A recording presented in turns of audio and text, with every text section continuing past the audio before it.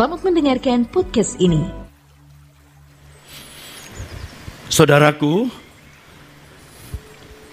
yang pertama harus selalu diingat, pelayanan itu tidak selalu berkaitan dengan kegiatan gereja. Jadi jangan berpikir lagi bahwa kegiatan yang tidak terkait dengan gereja bukan pelayanan.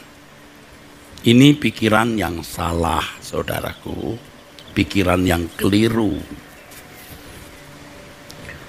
Memang kegiatan gereja itu istimewa, itu khusus.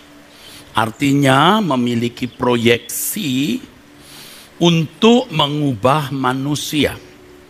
Walaupun juga memiliki keterkaitan atau irisan dengan pelayanan sosial, diakonia, saudaraku, yang sering disebut pelayanan holistik. Bukan hanya menyangkut hal-hal yang bersifat perbaikan moral, kerohanian, persiapan ke surga, tapi juga perhatian untuk masalah-masalah sosial ekonomi bagi jemaat benar. Tetapi fokusnya tetap perubahan hidup yang tujuannya, standarnya, ukurannya itu serupa dengan Yesus. Dan serupa dengan Yesus artinya kecerdasan rohani, kepekaan diri untuk mengerti kehendak Allah, apa yang baik, yang berkenan dan yang sempurna. Itu pelayanan gereja yang memang istimewa dan khusus. Dan tidak semua orang harus ada dalam kegiatan ini, ya. Jadi pelayanan itu tidak selalu terkait dengan kegiatan gereja. Maka tidak semua orang harus ada dalam kegiatan gereja. Itu yang pertama. Yang kedua, kegiatan pelayanan apapun bentuknya, saudaraku, harus dibangun dari kedewasaan rohani. Ya. Harus dibangun dari kedewasaan rohani. Dan kedewasaan rohani orang percaya itu standarnya Tuhan Yesus. Kalimat lain yang sama artinya, pelayanan apapun bentuknya haruslah dibangun didasarkan sepikiran dan seperasaan dengan Kristus. Ini harus dimengerti. Bukan dibangun dari gelar pendidikan teologi. Sebab kalau dibangun dari gelar pendidikan di sekolah tinggi teologi atau di sekolah Alkitab, maka orang yang tidak sekolah di sekolah tinggi teologi atau tidak sekolah di sekolah Alkitab tidak memiliki bangunan pelayanan yang benar. Ini bukan berarti kita tidak membutuhkan sekolah Alkitab. Sekolah Alkitab itu untuk orang-orang yang dipanggil khusus pada umumnya, walaupun tidak semua. Dan mereka pada umumnya tidak semua ada di lingkungan kegiatan gereja. Tidak semua. Saudaraku, 3. Ini prinsip-prinsip penting yang harus diingat. Bahwa pelayanan itu pada dasarnya adalah usaha untuk mengajarkan kehidupan sesuai dengan rancangan Allah semula. Jadi fokus pelayanan itu mengubah manusia. Kalau di gereja memang merupakan pusat kegiatan untuk hal itu. Tetapi hal ini bukan hanya bisa terjadi atau berlangsung di gereja, tapi juga dalam kehidupan setiap hari. Bagaimana kita menjadi utusan Kristus yang memenuhi apa yang dikatakan oleh Tuhan Yesus di Matius pasal 28 ayat 18 sampai 20, jadikan semua bangsa muridku. Tidak dikatakan harus di gereja, tidak dikatakan harus melalui sebuah lembaga atau institusi, tetapi dalam kehidupan pribadi, ya, dari rumah ke rumah, dari pribadi ke pribadi, atau ya door to door, hal itu bisa dilakukan. Nah, dulu kan gereja mula-mula begitu. Ya, Alkitab mengatakan mereka tersebar dan mereka membawa kesaksian itu. Nah, saudara-saudaraku sekalian, prinsip ini harus saudara dan saya ingat, bahwa kegiatan pelayanan tidak selalu terkait dengan kegiatan gereja. Ya, pelayanan pekerjaan Tuhan tidak selalu terkait dengan kegiatan gereja. Pelayanan harus dibangun dari kedewasaan rohani. Dan yang ketiga, pelayanan bertujuan mengubah manusia. Saudaraku sekalian, hal penting yang saya mau bagikan adalah bahwa pelayanan harus dibangun dari kedewasaan rohani. Dan tadi sudah saya singgung, kedewasaan rohani itu, saudara, standarnya adalah Tuhan Yesus. Standarnya adalah Tuhan Yesus. Dan ingat, pelayanan itu mengubah manusia. Jadi orang yang melayani pekerjaan Tuhan itu idealnya harus dewasa rohani. Kalau pelayanan di antara orang-orang muda misalnya, pelayan-pelayan yang muda itu harus lebih dewasa dari yang dilayani. Ya, yang dilayani, saudaraku sekalian, ya, harus lebih dewasa dari orang-orang yang dilayani. Orang-orang yang pelayanan di lingkungan dewasa muda usia 25-28 tahun ke atas sampai 40 misalnya, harus memiliki kedewasaan rohani yang lebih. Dan seterusnya. Ya, tentu tidak menunggu sempurna, saudara, tidak menunggu sempurna. Tapi harus dewasa rohani, lebih dewasa dari orang yang dilayani, saudara. Bukan lebih pintar berteologi. Saya selalu bicara mengenai hal ini karena apa? Karena saya sudah melihat rusaknya gereja kekristenan karena tradisi ini. Kalau belajar teologi berarti layak melayani orang lain. Yang akhirnya hanya transfer knowledge, tapi tidak mengimpartasi kedewasaan. Dan ini menjadi kerusakan fatal dunia kekristenan sejak berabad-abad. Jujurnya sejak kekristenan menjadi agama negara. Ya. Jadi saudaraku, pelayanan harus dibangun dari kedewasaan rohani. Jadi orang harus memiliki pikiran perasaan Kristus. Selain di dalam pelayanan itu, ia berbagi spirit, gairah rohani yang benar. Dan ingat, gairah rohani yang benar itu tidak bisa diperoleh seseorang dalam sekejap, saudaraku, ya. Dewasa rohani, orang bisa mentransfer gairah rohani, dan gairah rohani tidak bisa dimiliki seseorang dalam sekejap. Yang kedua, saudaraku, orang yang dewasa rohani pasti menjadi teladan. Bisa memberi teladan atau contoh bagaimana kehidupan orang Kristen yang benar itu, saudara. Yang ketiga, nah ini luar biasa, terkait dengan berbahagialah orang yang berduka cita. Orang Kristen yang dewasa itu akan memiliki beban terhadap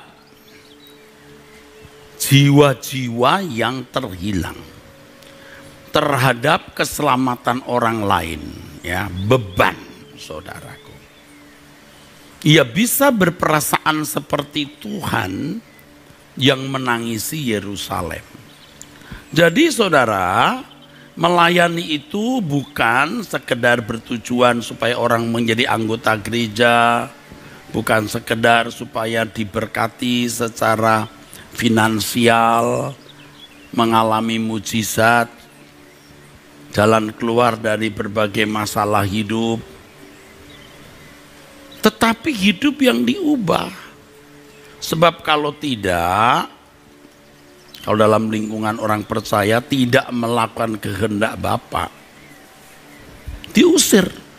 Aku tidak kenal kamu. Jadi kalau kita melihat manusia, kita lihat orang lain, kita lihat sesama, kita bisa melihat nilai jiwa orang itu. Nilai jiwa yang berharga di mata Allah. Dan semua jiwa nilainya sama. Apakah Anda orang Kristen atau non-Kristen, apakah Anda seorang pengusaha, majikan atau pembantu rumah tangga, apakah Anda seorang pejabat tinggi atau merakyat jelata, semua orang punya nilai jiwa yang sama. Belas kasihan kita itu akan melting, meleleh kepada semua orang. Ya tentu kita sadar tidak semua orang mesti mendengar apa yang kita percakapkan di gereja seperti ini. Kalau dia bukan orang Kristen kan kita tidak sembarangan bicara tentang firman. Belum tentu orang bisa menerima dan mengerti, apalagi orang-orang yang memang sudah resisten terhadap kekristenan. Kan firman mengatakan jangan membuang mutiara kepada babi atau barang yang kudus kepada anjing, atau orang yang belum siap mendengar. Tetapi ada belas kasihan kita terhadap orang itu. Paling tidak kita berpikir kalau kita sewenang-wenang, kita berbuat sembarangan atau melakukan sesuatu yang melukai orang dan orang itu tahu kita orang percaya, dia akan tersandung. Dia akan berkata, kok orang Kristen begini ya gitu. Dan itu akan menjadi satu dan itu akan menjadi satu hal yang merugikan proses keselamatan saudaraku, ya. Akan merugikan saudaraku. Jadi kepada semua orang kita akan pasti berusaha untuk menjadi berkat. Tetapi dasarnya bukan karena mau tebar pesona. Ini orang gak dewasa kan tebar pesona. Bukan karena pencitraan. Kita bantu orang. Bukan karena supaya orang lihat kita memang orang wow. Bukan. Tapi kita punya beban. Bagaimana orang-orang itu diselamatkan, saudara. Itu beban. Beban kita.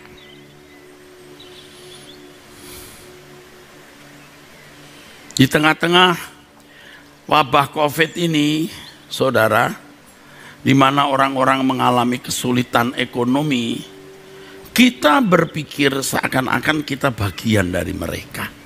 Kita duka cita, saudaraku. Dan kita berpikir di dunia sudah susah begini, betapa celakanya kalau mati masuk neraka. Aduh. Hari-hari ini kita melihat berita orang kebanjiran, bencana banjir. Ya, pagi-pagi setelah doa pagi kita melihat berita cuman mau tahu sampai setinggi apa banjir masih menggenangi rumah-rumah orang. Tadi saya sempat berpikir, saudaraku, Betapa beruntungnya saya yang tidak kebanjiran. Tetapi saya tidak merasa beruntung. Karena orang lain kebanjiran, saya tidak kebanjiran kok merasa beruntung. Ya. Bagaimana kita bisa merasa beruntung sementara orang lain malang, celaka? Kita merasa beruntung, orang lain buntung. Ya. Saya melihat itu yang terkena korban banjir itu. Banyak yang berjilbab, berarti bukan orang Kristen. Tetapi saya tidak merasa bahwa itu orang lain, itu bagian dari kehidupan kita sebagai makhluk manusia. Kita bayangkan kalau dia itu ibu saya, saudara saya, kakak saya atau adik saya, ya.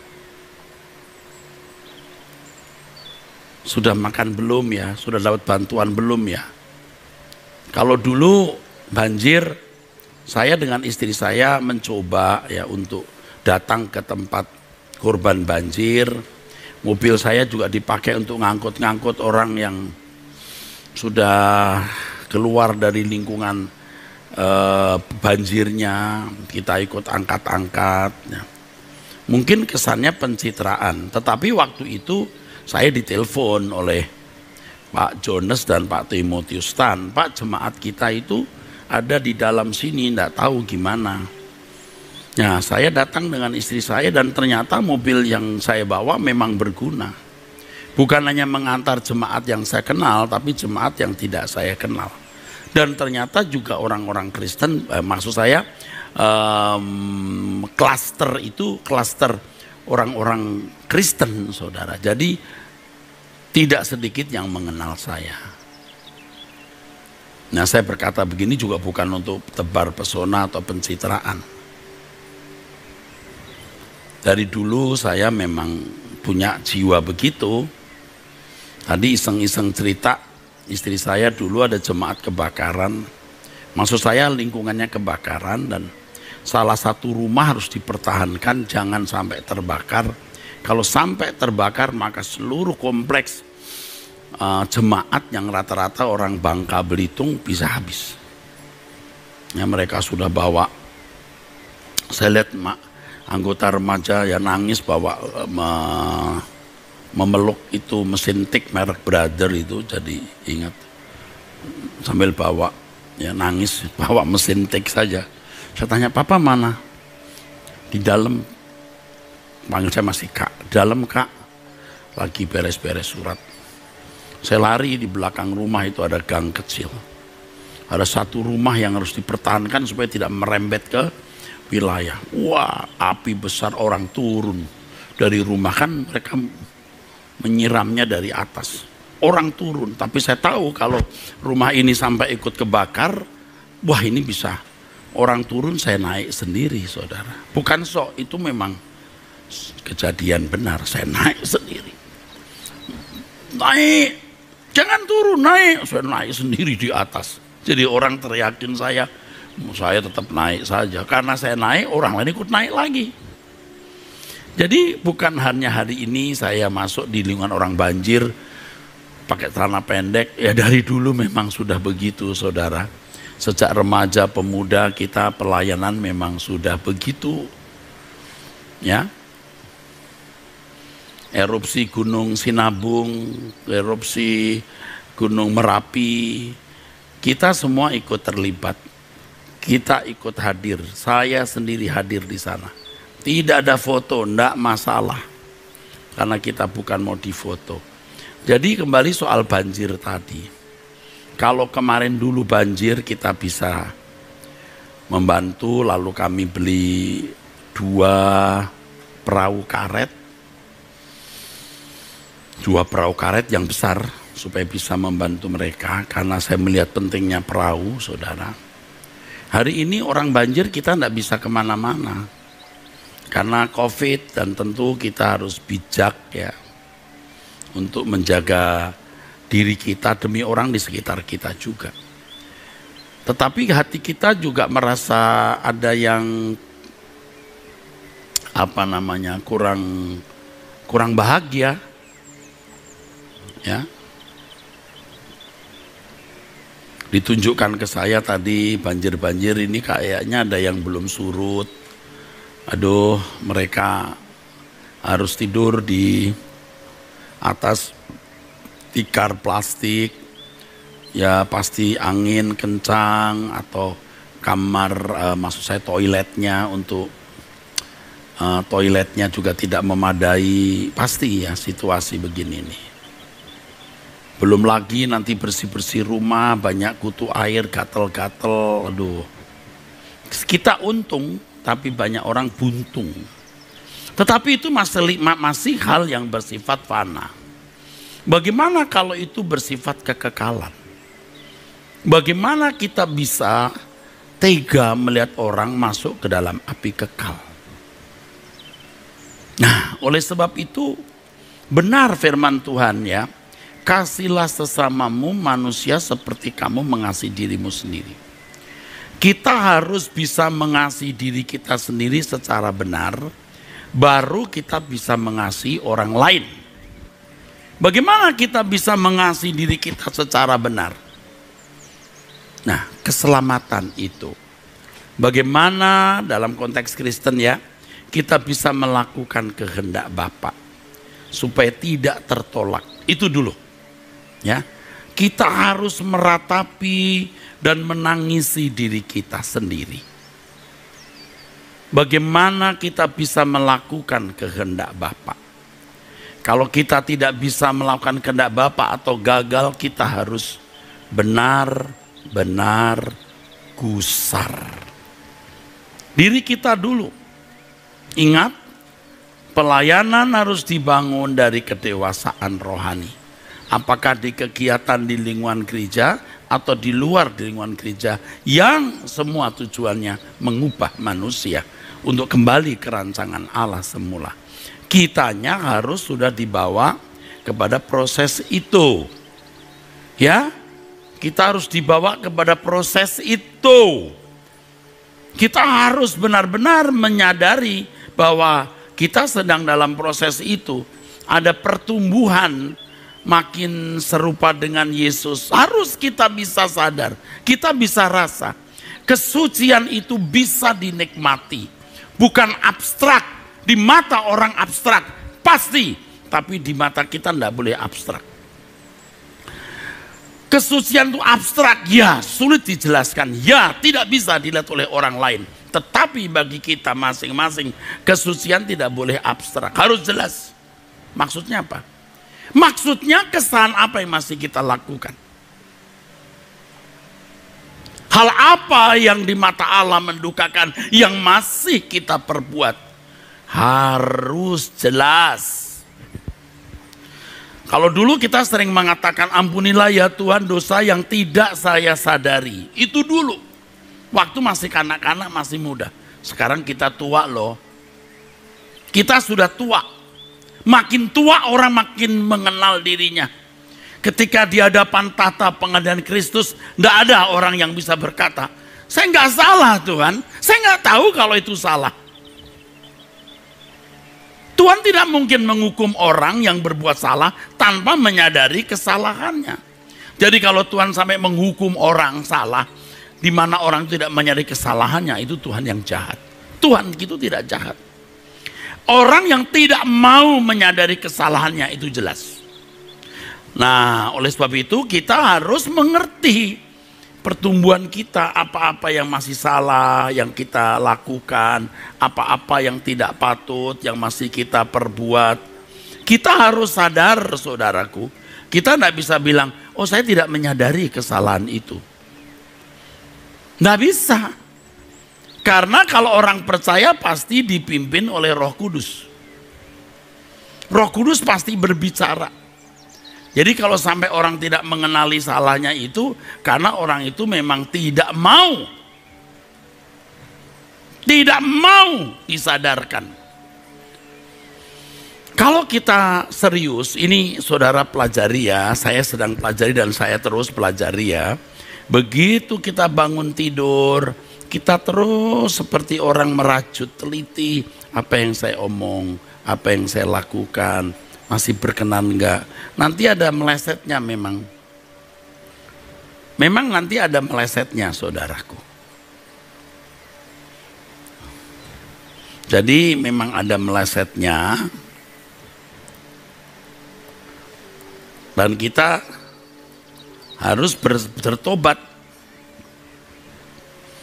Tuhan akan pasti beritahu kok salah kita di mana. Makanya ya saudara,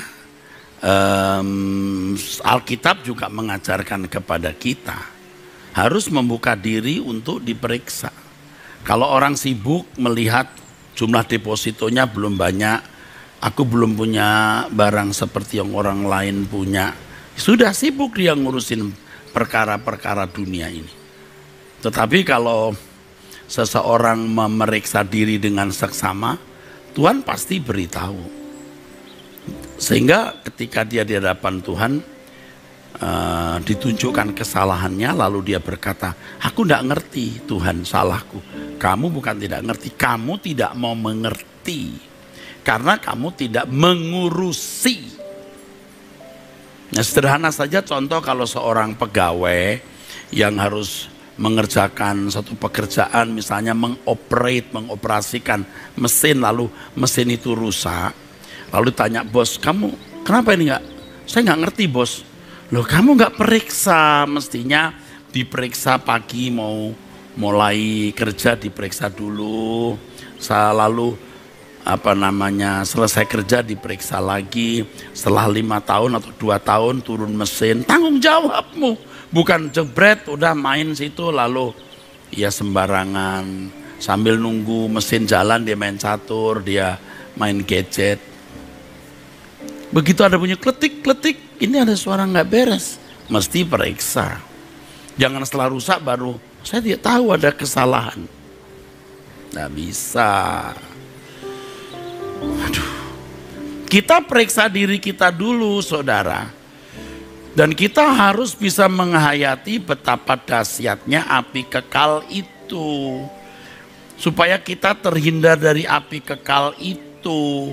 Dan seperti kita berusaha mengasihi diri sendiri dengan benar, agar terhindar dari api kekal, kita juga menolong orang untuk terhindar dari api kekal.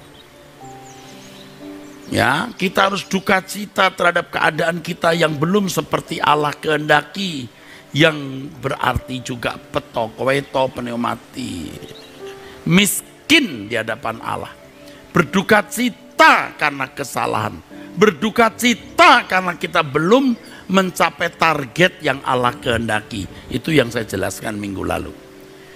Nah, duka cita ini nanti kalau sudah kita gumuli untuk diri kita, kita juga menggumuli keadaan orang lain.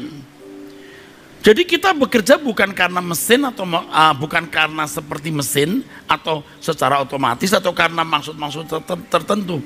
Karena dorongan, duka cita. Nah, orang-orang ini berbahagia kata Tuhan. Duka cita, dia akan dihibur. Karena duka cita itu duka cita yang seiring dengan Tuhan. Kalau ada satu orang bertobat, malaikat di surga bersorak-sorai. Makanya kalau ada orang tidak bertobat dan terhilang, pasti ada duka cita.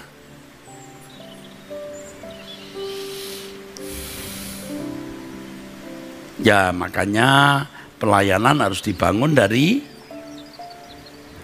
kedewasaan rohani, meratapi menangisi diri sendiri,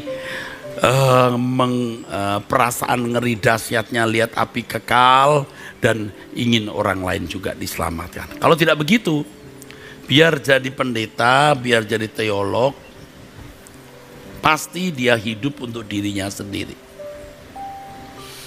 Nanti sibuk untuk urusan yang sebenarnya tidak terkait dengan keselamatan jiwa.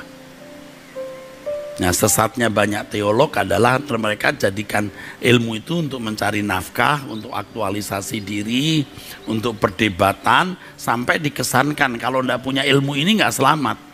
Kalau nggak punya ilmu ini nggak benar, yang punya ilmu ini pasti lebih benar. Tuh lihat tuh, penyesatan, penipuan juga berarti. Bukan tidak perlu ilmu, betul. tetapi harus ada implikasi yang jelas dalam hidup. Ya, coba sadar deh ya, kita bukan mau marah kepada siapa-siapa, karena saya juga sudah tersesat di situ dulu ya. Ayo kita jujur melihat hidup kita ini. Kalau pelayanan itu dimulai dibangun dari kedewasaan rohani, waduh saudara, orang itu ya bisa mempertaruhkan seluruh hidupnya. Bukan hanya uang, nyawanya pun dipertaruhkan. Kalau kita melihat kehidupan Rasul Paulus, saudaraku, dia adalah model dari orang percaya yang benar.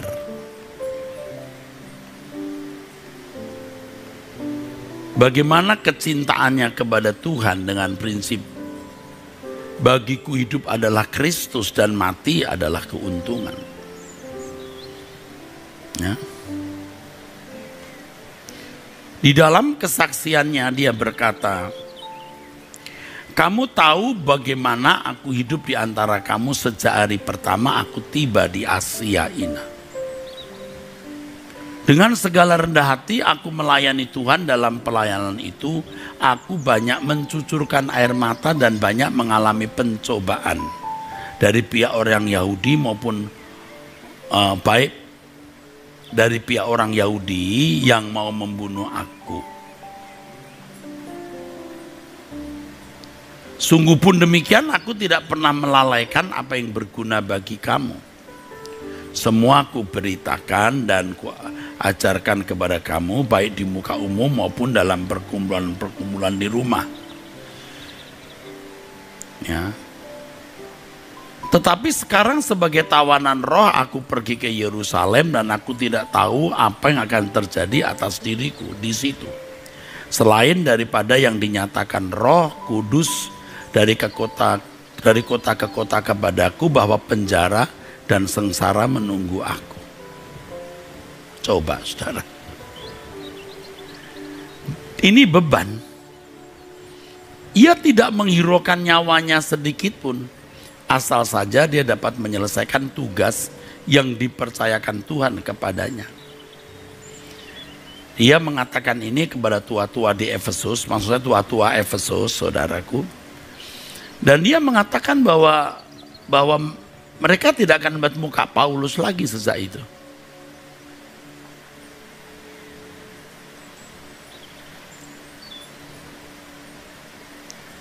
Dan di dalam kesaksiannya ini Paulus mengatakan begini juga. Ya. Perak atau emas atau pakaian tidak pernah aku ingini dari siapapun juga. Kalau dulu saya jadi pendeta, saya sudah melihat orang lain lalu saya ikut terbawa atau terpengaruhi atau kena transfer spirit ya. Begini loh, pendeta itu layak hidup dari jemaat. Ya. Kalau jemaat banyak ya duitnya banyak. Kalau duitnya banyak bisa beli apartemen di luar negeri, misalnya di Melbourne ya. Lalu bisa memberi anak-anak rumah-rumah yang bagus-bagus, yang harganya mahal. Nah itu kayak hak gitu saudara. Ya. Kita bisa menjadi bodoh seperti orang dunia kalau untuk kepentingan keluarga kita bisa tidak perhitungan, tapi kalau untuk orang lain kita bisa perhitungan. Maaf ya, tidak maksud apa-apa. Istri saya sering bicara, kamu itu kalau untuk keluarga pelit, tetapi kalau untuk orang lain tidak pelit. Sebenarnya nggak begitu, karena menurut saya, tapi istri saya bukan sedang mencela saya ketika mengatakan itu. Dia mau menunjukkan bagaimana saya berkorban untuk pekerjaan Tuhan. Ini bukan untuk tebar pesona ya, istri saya ada di sini ikut mendengar. Dia tahu, maka satu keistimewaan istri saya yang mungkin jarang dimiliki istri lain. Dia tidak pernah mau tahu berapa uang saya. Dia tidak pernah mau tahu rekening saya. Dan itu memang sudah nggak ada sepakat, tetapi sudah ngerti sendiri bahwa saya ini memang hidup untuk orang lain. Dulu waktu di Petamburan, saya sering pinjam uang dia. Kalau mahasiswa asrama tidak punya uang untuk belanja, saya pinjam uang dia. Mama aku pinjam dulu ya. Aku pinjam dulu ya. Saya buat belanja sampai waktu itu uang itu sampai 500 miliar. Sedangkan istri sendiri mati-matian bekerja, bukan dari gereja. Saya pinjemin uangnya, saudara. Sampai uangnya itu hampir 500 miliar, 400 sekian lebih. Aduh, gimana ya bisa mengembalikan ya? Itu benar-benar saya tidak punya tabungan. Sampai suatu hari orang mau memberikan saya mobil, saya berkata, janganlah, kalau mau ya kasih uang saja. Lalu saya dikasih cek. Mungkin dia lupa atau ingat, malam-malam saya bangunkan, saya tunjukin cek. Aku kembalikan uangmu. Makanya ketika saya keluar dari Petamburan itu, saya nggak punya rumah. Sampai mau numpang di ruko. Barang-barang saya kita kasih semua orang. Jadi, saudara, walaupun demikian, saya masih merasa berhak untuk terima sesuatu. Ya karena memang saya punya bakat itu orang baik, murah hati, punya beban terhadap sekolah teologi, dan saya ingin sekolah teologi di mana saya menjadi pimpinan itu jadi maju supaya nanti orang kan berkata memang Erastus wow. Dan itu salah, karena saya belum dewasa seperti hari ini. Memang ada beban terhadap jiwa-jiwa, ada. Tapi beban yang saya miliki belum seirama dengan beban Tuhan Yesus. Makanya ketika orang kurang berterima kasih kepada saya kecewa. Saya marah, saya kecewa. Mestinya tidak perlu marah kalau orang tidak berterima kasih, ya sudah. Ini saya lakukan untuk Tuhan. Kalau masih marah berarti masih punya agenda. Tapi itu 12-13 tahun yang lalu. Udah beda dengan hari ini. Hari ini saya bicara demikian karena sudah lewat pergumulan. Dan saya mengerti bahwa kedewasaan rohani harus dibangun dari, maksud saya pelayanan harus dibangun dari kedewasaan rohani. Ya saudara, yang lumayan murah hati saja masih punya agenda. Paling tidak orang bisa menilai saya hebat, lalu bisa berterima kasih. Kalau tidak, sakit hati juga. Nah ini kan tidak benar. Ini berlaku firman, upahmu ya sudah dapat, itu pujian manusia. Nah sekarang setelah kita mengerti kebenaran ini lebih lengkap, lebih utuh, ya saya harus membagikannya kepada saudara. Harus mengalami proses kedewasaan rohani, sepikiran seperasaan dengan Kristus. Kalau kita melihat orang menderita, jangankan orang Kristen, orang non-Kristen pun kita berduka, saudara. Ya kecuali orang yang malas memang mau jadi benalu. Nah ini tidak perlu dibantu, bisa rusak kalau kita bantu terus. Kita harus arahkan dia untuk mandiri dan dewasa.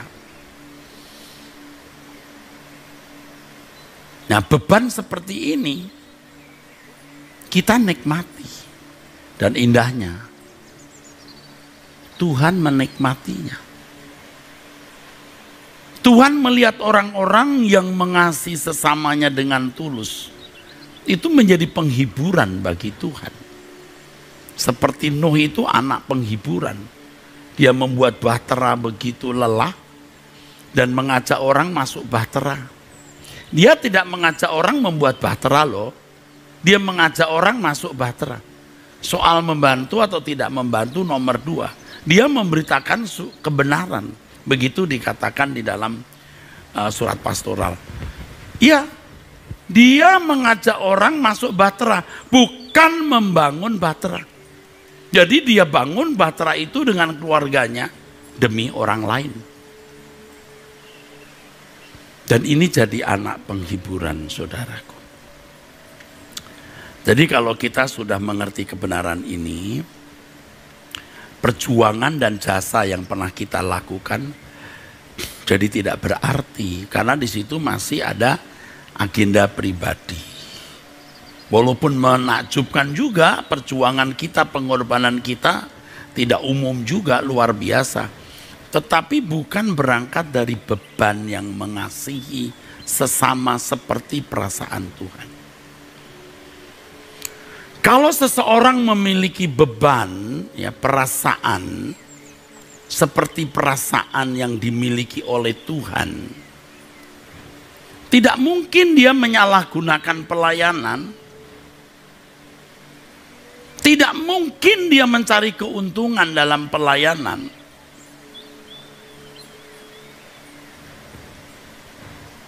Saya ingatkan kepada pendeta-pendeta, ya hamba-hamba Tuhan yang mengikuti pemberitaan suara kebenaran ini. Sering kita itu tidak sadar bahwa di dalam kegiatan pelayanan tersebut, kita sebenarnya mencari keuntungan. Benar-benar kita mau mengambil kesempatan sekecil apapun kesempatan itu. Nah, kalau kita terus-menerus berbuat begitu, kita tidak akan pernah bertumbuh dalam kedewasaan sampai kita memiliki beban seperti yang dimiliki oleh Tuhan Yesus. Maka kedewasaan rohani itu berarti ya hidup tidak bercacat, tidak bercela, tidak menikmati dosa. Jangan sampai persembahan jemaat uangnya dipakai untuk istri simpenan. Wah, itu jahatnya enggak kira-kira, saudara. Dan itu sudah terjadi. Pendeta yang ternyata istrinya lebih dari satu lalu diskorsing. Tapi selama dia selingkuh itu kan uang jemaat pasti dipakai. Atau uang jemaat dipakai untuk kegiatan-kegiatan guna membangun citra dirinya. Atau membangun dinastinya. Itu godaan besar juga atas hidup saya. Maka mengerikan juga, saudaraku. Mengerikan juga kalau kita tidak benar-benar sadar. Ini kebobrokan para pendeta itu di sini. Saya bukan sedang membongkar kejahatan seseorang. Itu termasuk kejahatan saya. Walaupun tentu ya tidak parah bagaimana, tapi ada unsur-unsur itu atau ke arah unsur itu. Nah, mumpung kita masih punya kesempatan bertobat, kita masih bisa berubah, kita mau berubah, saudaraku. Jadi kalau kita masih bisa berubah, ya puji Tuhan. Nah, orang berkata, Pak Eras jangan singgung-singgung lah pendeta, nanti orang yang diurapi kok. Ya, pendeta yang mata duitan itu nggak diurapi, saudaraku.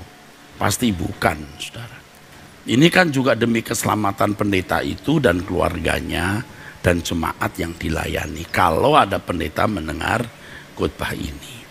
Tapi biasanya sih sedikit sekali, saudara. Biasanya yang mendengar khotbah saya itu akar rumput, ya akar rumput.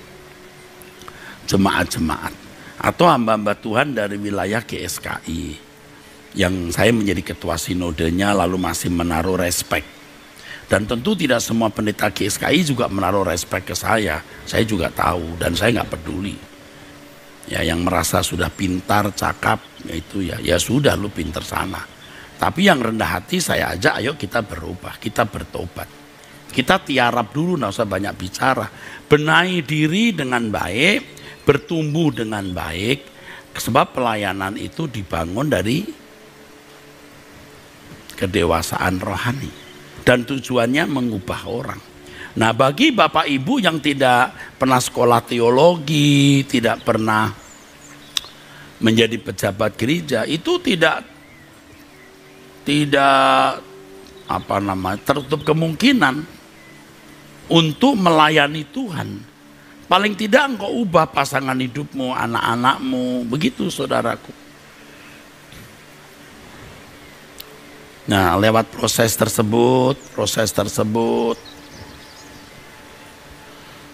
kita bertumbuh. Jadi kalau tadi saya menyaksikan beberapa kesaksian yang menyangkut hidup saya, itu hal-hal yang baik, yang buruk tidak saya saksikan.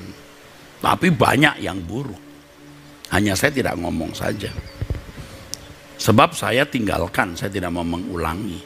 Kalau istri saya berkata, kamu kalau untuk keluarga kok pelit. Itu dengan kebanggaan, bukan menyalahkan. Ya cukup Artinya kalau untuk anak cukup. Saya bisa berkorban dalam jumlah besar untuk pekerjaan Tuhan. Anak saya mau beli rumah, ya silahkan situ beli, yuk nyicil lah gitu, kredit lah. Bisa begitu saudara. Untuk aktivis saya beli mobil harganya bisa 2 kali lipat dari anak saya, nggak apa-apa. Itu serius. Yang ini benar-benar serius. Kebetulan ada Pak Kyong-kyong yang bisa tahu. Kok begitu Pak? Oh iya.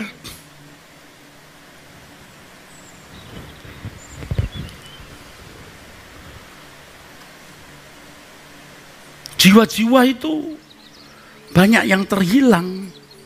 Kalau keluarga saya sudah lebih dari cukup, mau apa lagi sih? Berapa sering orang berkata, Pak Eras sudah nggak pantas tinggal di rumah seperti itu.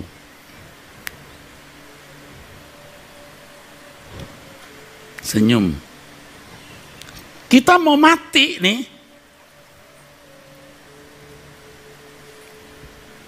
Kita mau mati. Kita tidak akan punya kesempatan lagi menyelamatkan jiwa-jiwa yang terhilang itu. Harus ada beban, nanti Tuhan akan beri jalan. Artinya apa yang harus kita lakukan. Ya. Jadi kalau kita membangun STTE itu bukan karena kita mau punya prestis. Pak Eras punya STTE loh, wow. Wow lagi.